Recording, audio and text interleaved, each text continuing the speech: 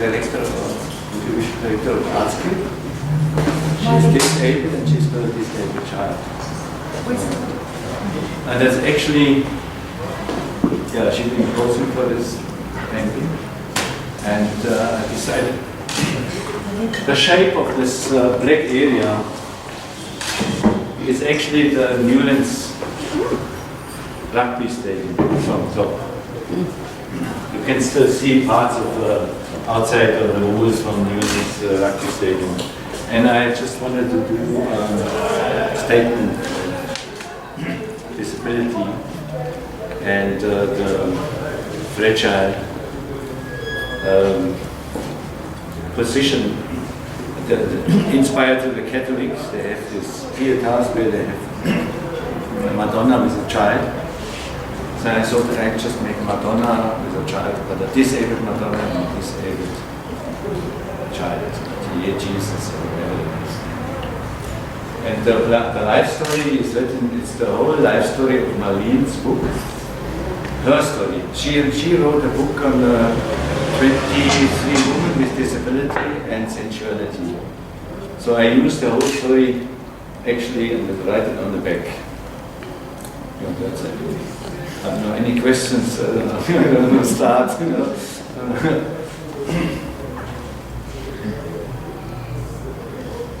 And the rugby stadium is like the men's world. The male dominating society is the black area.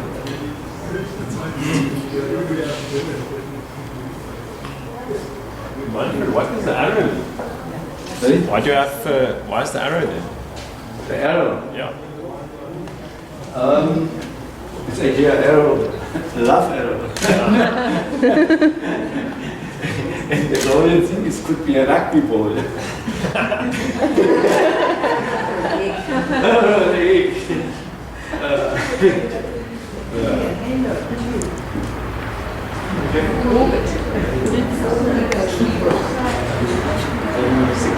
Any more questions?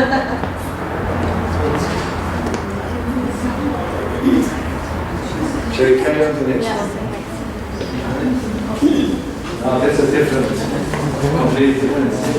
I was last year with Manfred Zyllas, he was here. We've been in Germany, and it just happened that we saw a demonstration against war, a demonstration also of the German army preparing themselves going to Afghanistan. Because that's now really a serious thing, because the German, it's actually still illegal that the Germans are fighting in Afghanistan, because of our history. So those are images which I captured. I just saw this, and there was a demonstration from the unions organized against this setup of the army here, right in the center of Munich. There were about 1,300 policemen. I've never seen such different policemen in my life. They look like aliens. So sophisticated and not like human anymore. So I captured these, like I said, look at them. There's a two policemen which I captured, and I really put them in the foreground with that green alien look. That's all. The soldiers there as well. Were the soldiers there? Yes. The soldiers are coming here.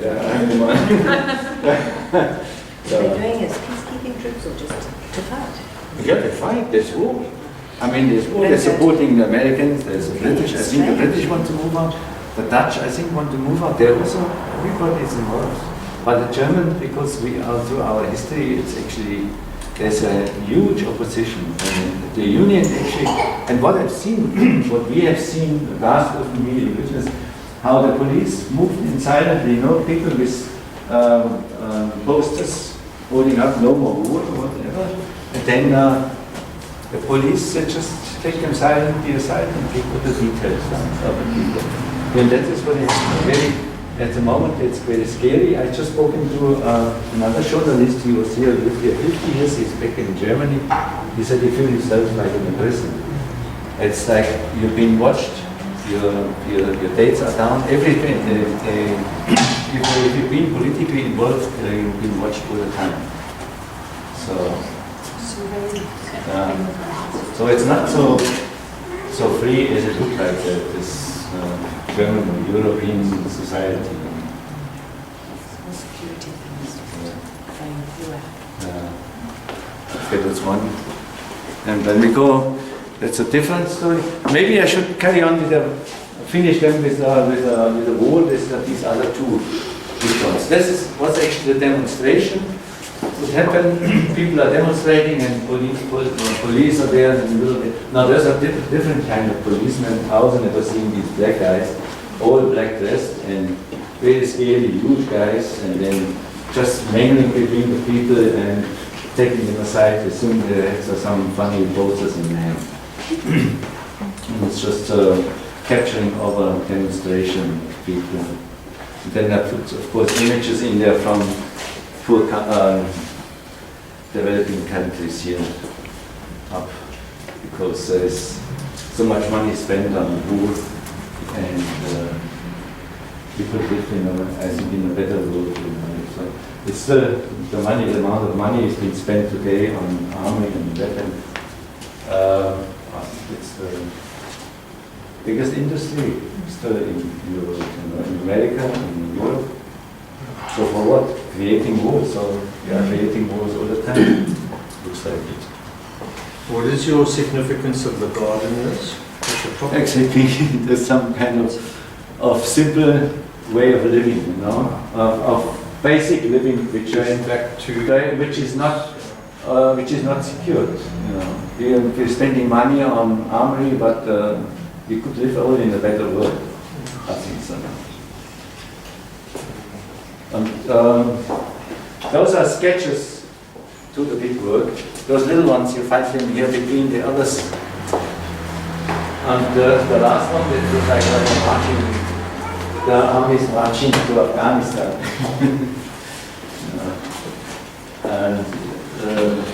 And I put images in from the Second World War. This image here. This is an image from Afghanistan. It's a village just being bombed. You know, they're carrying away just solution.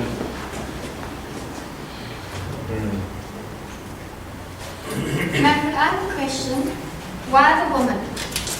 Because You have males? because in the army today there's female and male.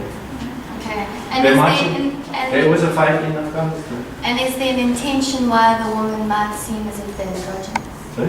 Is there an intention why the woman might seem as if they're androgynous? Do you understand?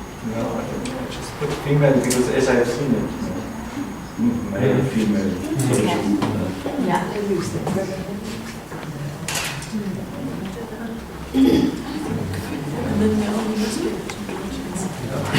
But I mean, it's generally, it's not just Afghanistan, wars are all over. It's not just Africa, especially.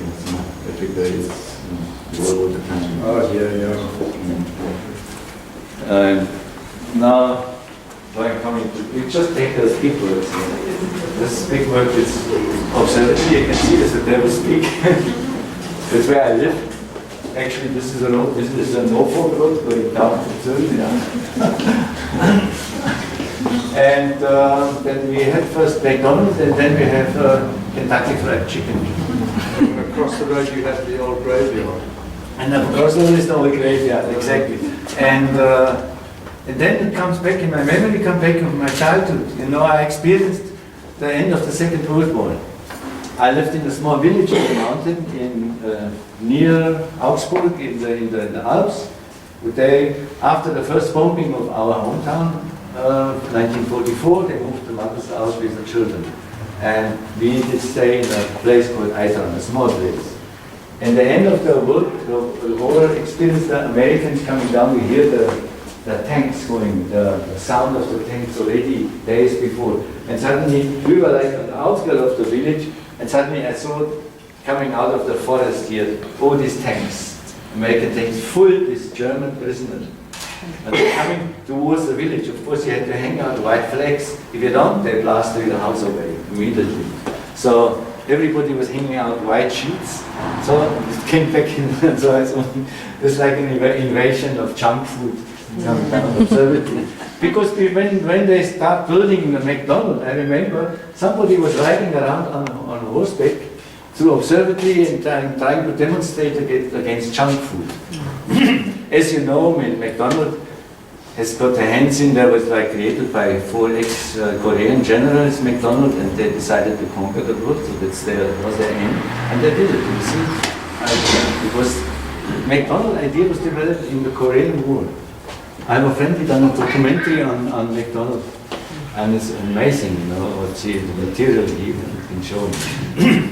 So, and junk food, the tanks with the burgers and the chicken on top. No. I agree with that also.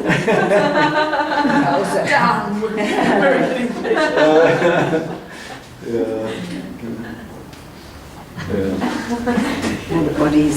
I don't know if I have to explain all these little drawings, and it's going to be too much. You know.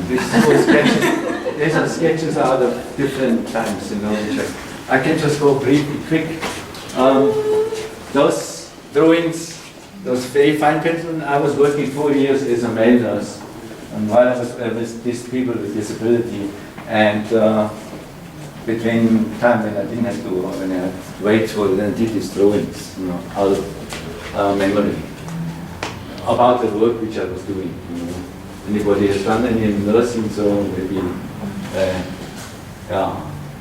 And the other pictures, this is a part of the big drawings, the sketches of the big drawing. And then I have been traveling once with a group of friends to the Karoo, and we had lots of fun. Yeah, these are scenes out of the Karoo. And those old paintings, sketches, details out of Holbein or Reichelt paintings. Every Sunday, because you didn't have to pay to go in the museum, the old workers like old German painters from the medieval time, you were not allowed to take any liquid with you, just a color pencil or pencils. So I went in there to sketch at home, I finished them, and then I changed. Just seems like that. You know, that's why I told it here, Jesus is a cow. Because that was the time when they were slaughtering all the cows and the beef. 150,000, I remember, in England. Here is the same, there's somewhere else where they've been. No, we didn't put it. Yeah, here, it's also seen the. I just changed them a little bit and made some text in there. I remember, and those are parts. I work for an organization called Handicap International.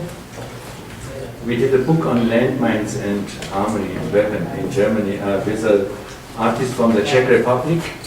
We produced a very big book called the Black Book, and we just in 4 months' time, Handicap International asked a number of artists to make work to the theme army, weapon, landmines. So we produced a book called Black Book, and then suddenly the ideas just came up, and we pasted up the book with a lot of images. That's just a fraction out of that book. The book we are later on dismantled. The book went on many exhibitions in Berlin University and around in Germany, and it doesn't exist anymore. So we took all our artwork back, and now it's just a few of them. Those images. This is like Mr. Ratzinger when he wasn't Pope yet. But he goes with a suitcase, maybe he's got some weapon in there. Or something secretive. No, he was involved in a lot of affairs. And here is again, and then he puts in the careful limpet mines here on the carpet in the Vatican. Yeah, it's images. And here you can see I use the Goya, naked Goya from. And then I asked her, hello Maya, where is your leg? You know, you know, all these images were in that book. What's about the children, sketching the children? Sorry? Something about that sketching the children. That's also part of it. What did I say?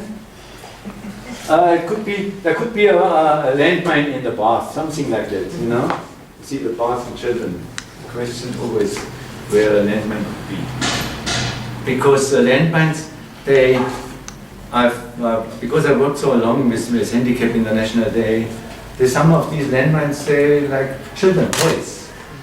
That especially kids pick them up, ballpoint pens, and then they explode. So, and every 20 minutes, still today, a child gets hurt or killed picking up a landmine. Every 20 minutes, still. And to produce a landmine costs only a few dollars, but to actually search for one landmine, it costs us a couple of $1,000 to search for it. Sorry? Try and fix the person instead of... Exactly, also now. And handicapped international works all over the world, not in Mali, now in Mozambique, in Angola, in Cambodia, and so these countries. And then, of course, Bosnia, Herzegovina. But why do you always pick on the Pope? Well, the Pope. Because he's a German.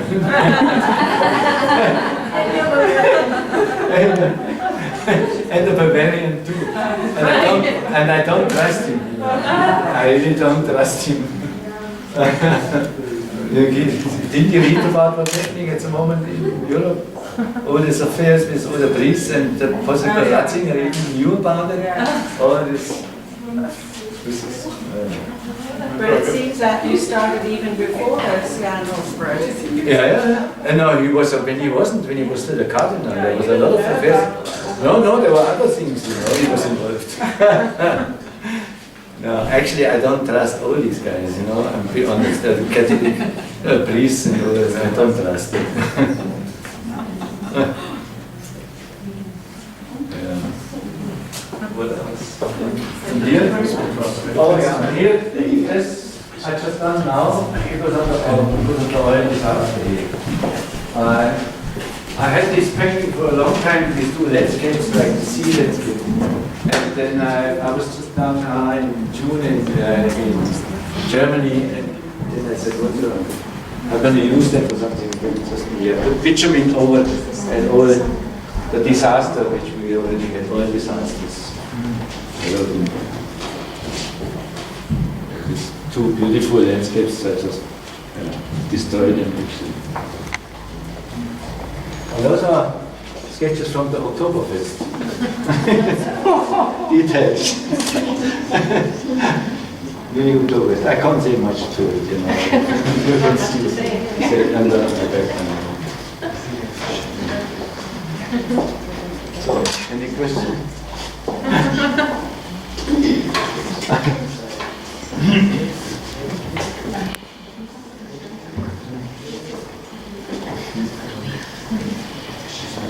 Manfred, just a question about the drawing there with prawns. Yes. That's a picture out of Guatemala. I read and I heard about it and I listened to the radio that the prunes, most of the prunes that we eating are farmed not organically. They're farmed with pesticides and lots of chemicals. And most of the prunes we're eating today come from Guatemala actually. And Guatemala, before they were farming pruning naturally. Now, since American farmers came in, they put these farms right into the rivers with barbed wire. They have no chance to enter these farms, and they shoot sharp. And the workers in whatever, if they demonstrating maybe for more wages or whatever in Guatemala, they shoot immediately. Any demonstration that is going to happen, they should sharp, kill it. So I used this beautiful Guatemalan woman and just drew these images over these rooms, and I had also mine. And this one is similar, and it's not different.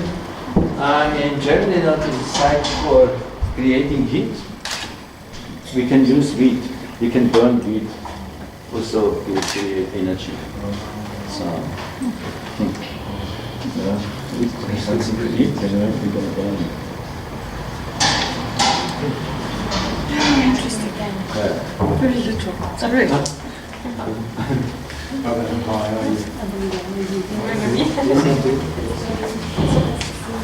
I'm not a good talker about when it comes to the words, you know. So, yeah. Then we should carry on with. Okay. Yeah. It's your turn.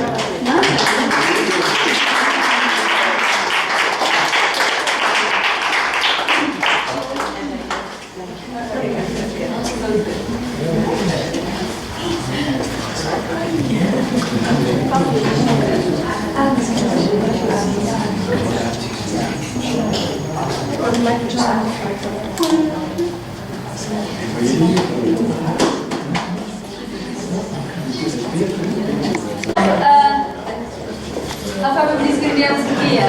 You can come closer if you want.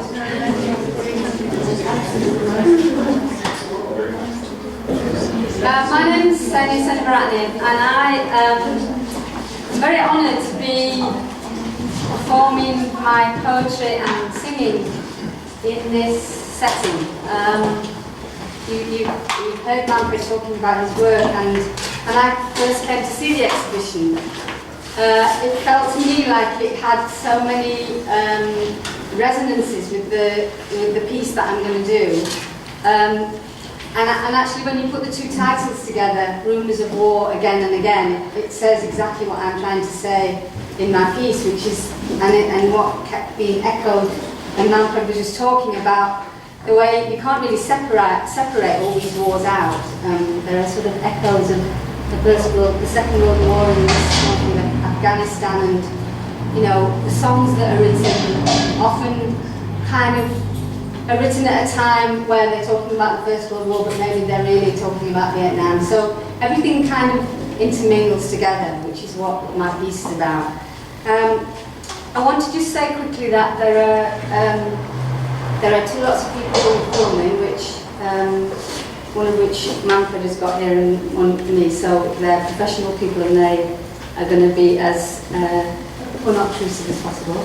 And there's also a photographer, Nicholas, who's taking photographs, and again, he's very professional, so I don't want you to be distracted or disturbed by him, I'm sure you won't. As I said, I'm really honoured to be performing here, and what my piece is going to do is to combine poetry which I've written myself and songs which I want to credit to the songwriters. I don't want people to think that I've written the songs as well. I'm just interpreting the songs. So I just want to quickly say the first song that I do and the second song are both written by somebody called Eric Bogle, who wrote quite a lot of anti-war, anti-violence songs. The third song is written by Pete Seeger, and the fourth song is written by Jennifer Ferguson. So those are the songwriters. I'm going to take you on a journey that starts in Gallipoli, goes to Iraq, Belfast, Afghanistan, Vietnam, Palestine, from 1915 to the present day. And sad to say, with echoes of times before 1915 and probably things that will still be carrying on. I'm going to start with a song. And it's from 1915, Gallipoli, about the experiences of a young man sent in the First World War. When I was a young man, I carried my pack, and I lived the true life all over. From the Murray's green basin to the dusty outback, I waltzed my Matilda all over. And in 1915 the country said, son, it's time to stop rambling, there's work to be done. And they gave me a tin hat and they gave me a gun, and they sent me away to the war. And the band played waltzing Matilda as the ship pulled away from the quay. Amidst all the cheers, the flag waving and tears, we sailed off to Gallipoli. How well I remember that terrible day, how blood stained the sand and the water. And how in that hell that they call Suvla Bay, we were butchered like lambs at the slaughter. Johnny Turkey was ready, he primed himself well. He chased us with bullets, he rained us with shells. And in 5 minutes flat, he'd blown us all to hell. Nearly blew us right back to Australia. But the band played Waltzing Matilda as we stopped to bury our slain. We buried ours and the Turks buried theirs. Then we started all over again. For those that were left, well, we tried to survive in a mad world of blood, death and fire. And for 10 weary weeks I kept myself alive, though around me the corpses piled higher. Then a big Turkish shell knocked me ass overhead, and when I woke up in my hospital bed, I saw what it had done, and I wished I was dead. Never knew there was worse things than dying. For I'll go no more waltzing Matilda, all around the green bush far and near. But to hump tent and pegs, a man needs both legs. No more waltzing Matilda for me. They collected the crippled, the wounded, the maimed, and they shipped us back home to Australia. The armless, the legless, the blind, the insane, those proud wounded heroes of Suvla. And as our ship pulled into circular keys, I looked at the place where my legs used to be, and thank Christ there was no one there waiting for me to grieve and to mourn and to pity. And the band played Waltzing Matilda as they carried us down the gangway. And nobody cheered, they just stood and stared, and they turned all their faces away.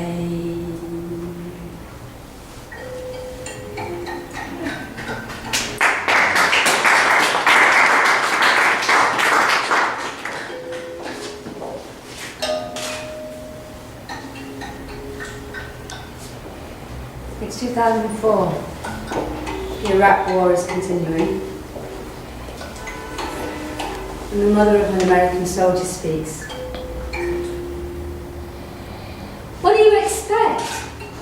You take a thin-skinned boy like mine, make fodder out of him, take everything that's good out of him, squeeze it out like wringing soapy water from the washing, twisting and twisting till he's so wound up he can't unwind himself, can't pull himself straight, can't pull himself right again. What could I do? He was 18, my thin-skinned boy. What future did this place promise? A gaping hole of a life, blasting ore from open mines, groans from underground like dead men's to disturb his dreams, and hard drinking after hard work. He either went with my blessing or without. No son of mine's going off to war without my blessing. Boot camp first. They do a good job, the army. Brainwashing, teaching them to kill, kicking people's doors, flush them out like grouse and shoot. Drill sergeant screams, What makes the green grass grow? And my boy screams, blood, blood, blood makes the green grass grow. They took him and they hardened him, my soft son. Whatever way I look at it, he came home from that war with the devil at his heels. Ankle deep in bodies, all those bodies he brought back with him. Couldn't get his mind to go to other places. Kept going back to those broken roads. Nights spent looking for his own soul. But the devil had it. I tried to wrap my arms around his despair, pull him back. A child pushed under his tank. He came too close, ma'am. I went over him. The lad scalded the bum. Must have been a dog, I told him, ma'am. Must have been a dog. It's not my son. He used to go hunting as a child. Always went to pick up the rabbits. Always had respect for the dead. Not my son. To shoot an unarmed man in the forehead in his own home. What could I do? There's only so much a mother can do. That spot in the woods, he'd just sit there. All the light in his eyes sputtered out. He was all in pieces. That war cut him up. Left a hole where the devil jumped in. He came back saying he had plans to be an alcoholic. What kind of ambition is that? My lovely boy. He'd have been better off in the mines. We got him a Labrador. It licked the tears from his face at night, but in the day, he took to stoning chickens. He took to thinking Satan had more power than God. If you don't give a shit, nothing can bother you. I could kill every one of you and not give it a second thought. Blood, blood, blood makes the green grass grow. He drove down a dead-end road, took a handgun to himself in a forest where they stripped pine boughs for Christmas wreaths. Only 23. Imagine, half a bottle of Jack Daniels, a penknife stabbed through his ID, a suicide note on the back of a pistol safety certificate. His brains blasted through the roof. He's laid himself to rest now, found some solid ground, and the grass grows over him thicker every year. I want to dig it up, just to see him one more time, just to get at him. My son, all his demons still lurking under my bed each night. This is War, the song's called. The one he asked us to play at his funeral. It's by a band called Smile, Empty Soul.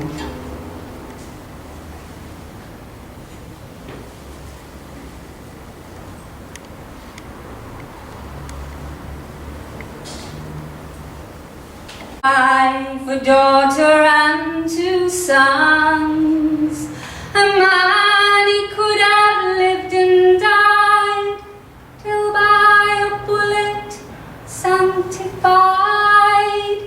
Now he's a saint, or so they say. They brought their saint home today. Above the narrow Belfast streets, an Irish sky looks down and weeps on children's blood in gutters spilled, in dreams of freedom unfulfilled, as part of freedom's price to pay. My youngest son came home today. My youngest son came home today. His friends marched with him all the way. The pipes and drums beat out the time, as in his box of polished pine, like dead meat on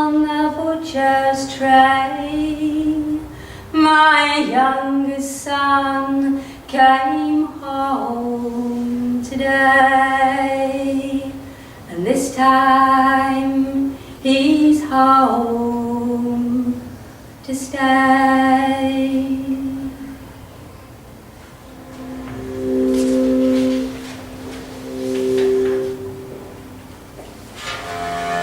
The Second World War, 1939 to 45. My father was in North Africa. My father's war, after dulce et decorum est. Beyond the flicker of his photos, smoke and fire dazzles. Khaki-clad, he walks out of smothering dreams towards me. His hands are younger than my own, and I lean into his chest, settle underneath his arm, pour questions like liquid through the gaps between his ribs as I feel their rapid rise and fall. Father, was it sweet? Was it noble? Did you yell or stumble? Floundering like a man in fire or lime, he coughs an answer. I ran, I fell forward. I picked myself up. I ran, I fell forward. I picked myself up. The sky was a blanket. The sky fell on me. The sky fell on me, but I did not sleep. Then, silence, and the fumbling of his arm around my waist. Before my helpless sight, he is guttering, choking, drowning. I am a child in a woman's body, and I stretch my arms to hold him as he trembles with the aftershock of bombs that have already fallen on the distant horizon.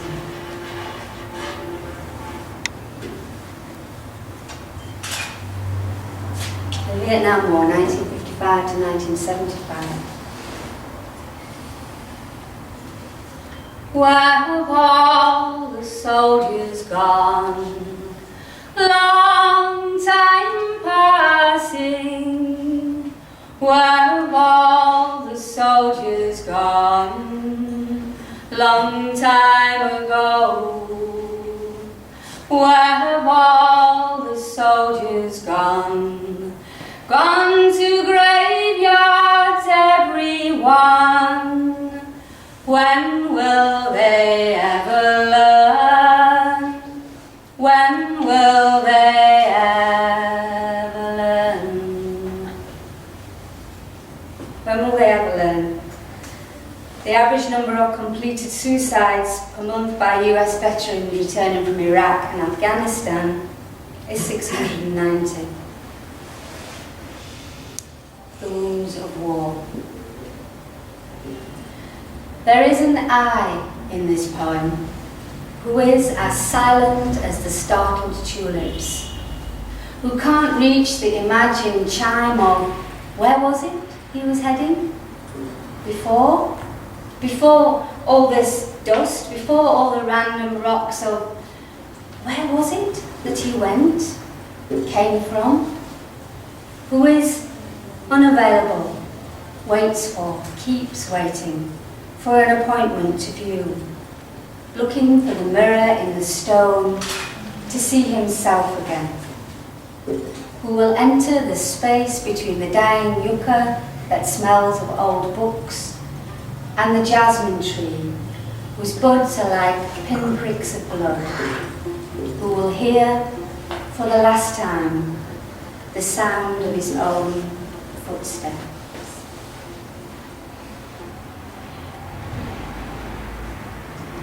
Where have all the soldiers gone? Long time passing. Where have all the soldiers gone? Long time ago. Where have all the soldiers gone?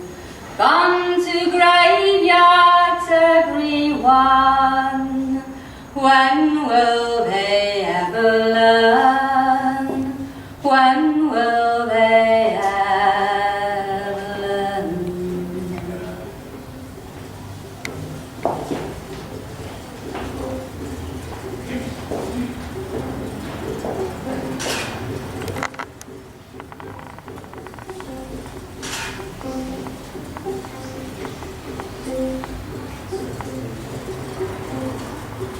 2006, Israel carried out an airstrike in Lebanon,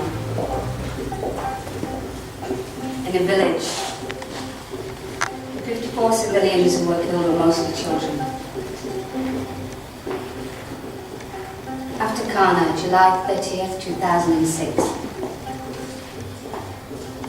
I saw the lunchtime news, and now my arms ache with the dead weight of children, whose bodies, one by one, out of the rubble, I have not carried. My fingers clench against one shoulder and under the bent knees of a dead girl, whose body, in pink pyjamas, I have not lifted. Her head thrown back, her eyes closed against the dust, whose cold hand against my chest I have not held.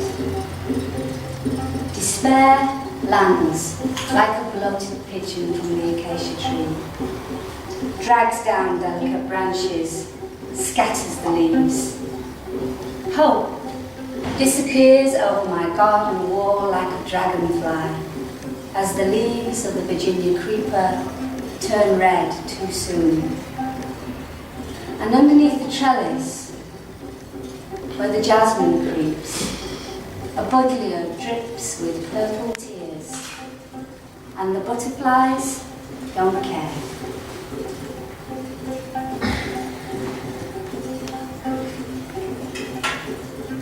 When the bombing was over in August, the families went back into their ruined city, and there was a photographer took a picture of a woman entering Beirut, and her baby was looking out at the camera. This next poem is for that baby. Testimony of Bailey Haydoba, Beirut, 14th of August 2006. In days to come, I may grow older, learn to speak the names for anger, fear, forgiveness. But these days, all I know is how my mother often holds my face so tight against her that I feel the tremors of her heartbeat pumping through my veins. The smell of her blood will never leave me. Take your picture now. Then tell me why I have been saved.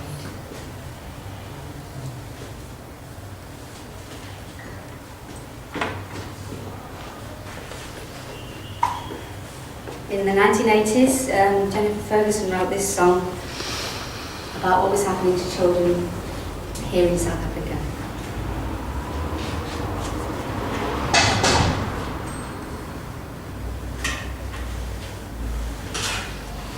When roses cease to fill the eyes with red, for the red that is spilled upon the ground, when rain falls upon a stubborn land, water cannot heal the wounds. What times are these when children's eyes make us turn in shame? What men are these unrighteous ones, causing suffering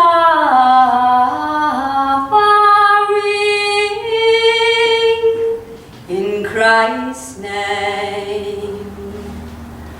When all the lilies in the greenest fields do not grace the curls on children's heads, but are placed by mothers' hands untimely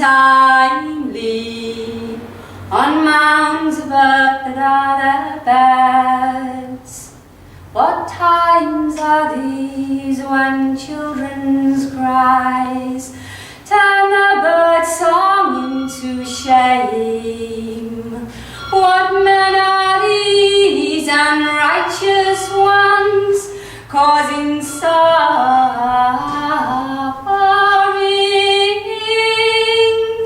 in Christ's name? Some question turning of a world. And I can't lift my face to an impartial sky when I see the writings on the walls. What times are these when children's eyes make us turn in shame? What men are these unrighteous ones, causing suffering?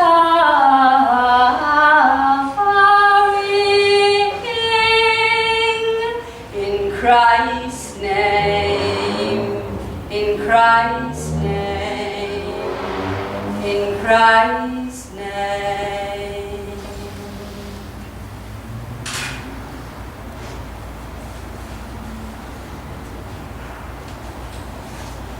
Two poems about Palestine. Operation Cast Lead.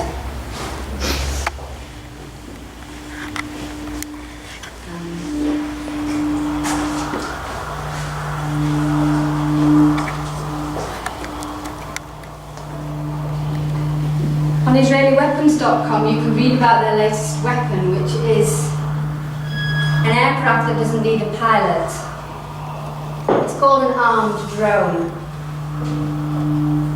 They've named their latest weapon after bees, and it's used many times to target civilians.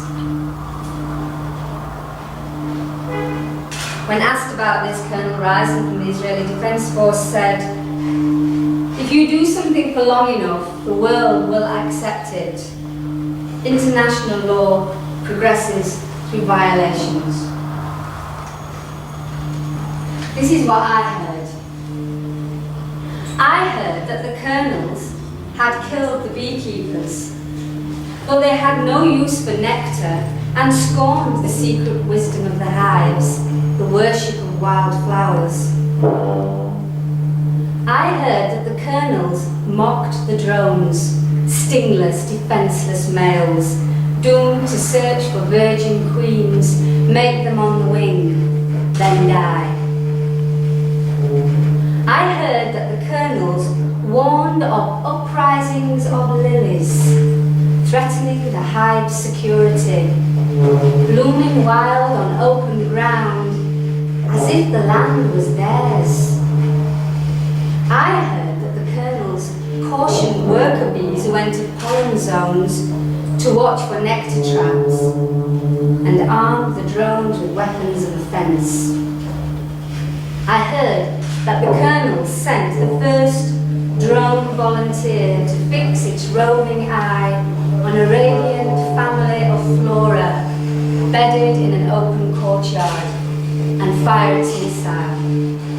I heard that the targeted explosion burnt out the eyes of Adonis Palestina, scattered the limbs of Artedia squamata, crushed the heart of a Carmel daisy, chopped in half a branch stem of hyssop, shattered a cluster of Bellis perennis, ripped the head and seeded offspring from Anemone coronaria, daughter of the winds. I heard that sap oozed, petals thrown against walls clung there, and perfumes curdled over stone flags soaked in pollen as night fell on the cemetery of flowers.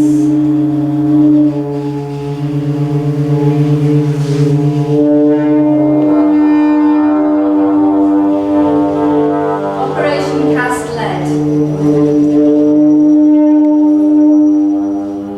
She was baking bread when the soldiers came. Her children ran to her. She held the two of them, one against each hip. The dough on her fingers stuck to their hair. 2 days and she never washed her hands. Kept thinking of the dough still rising in the kitchen. Now the soldiers are saying things, jabbing at the air with guns, fingers too near the triggers. She thinks the guns are like heavy limbs in the hands of these wild-eyed boys. If they let us go,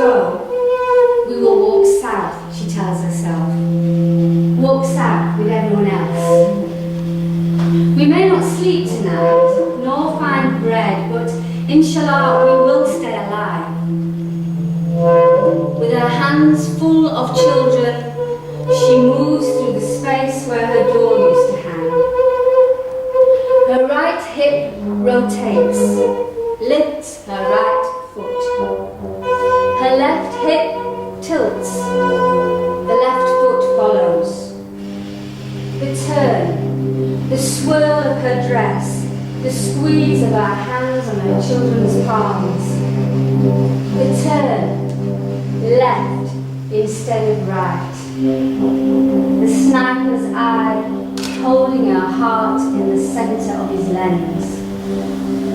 The turn, the moment of turning left instead of right.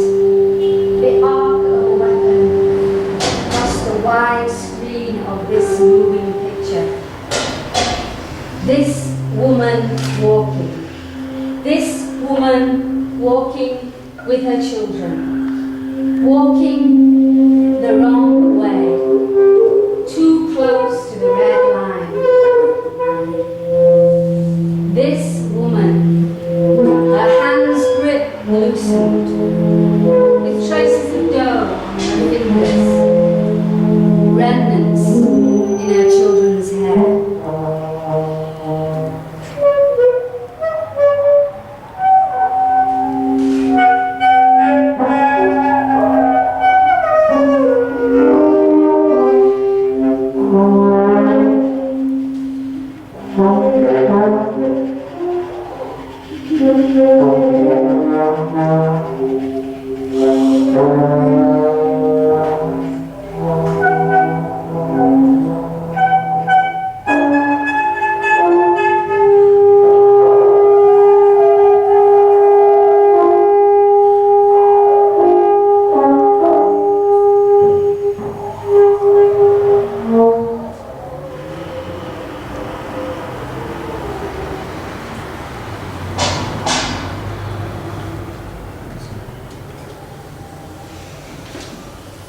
Thank you.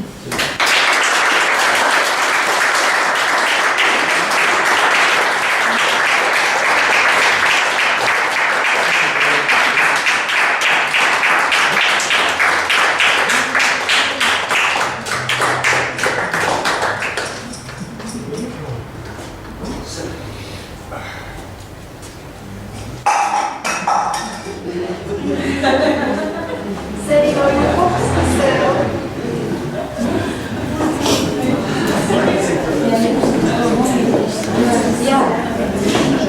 There's a special offer on the books and the CDs tonight. 2 for $1.50. Is that right? Yeah. Yeah.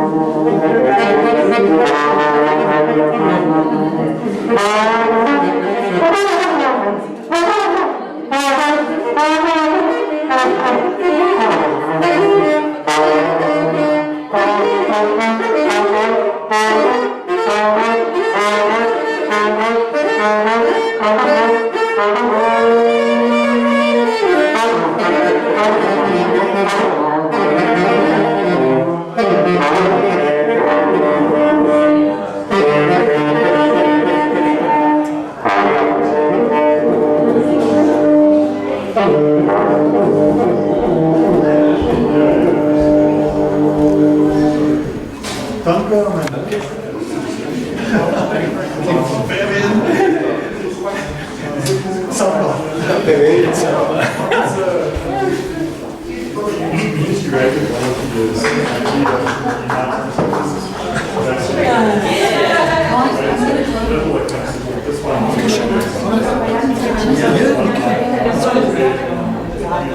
Ich wollte nur sagen, es ist so lustig, dass man hier jetzt wieder mit die Kinder und das ist so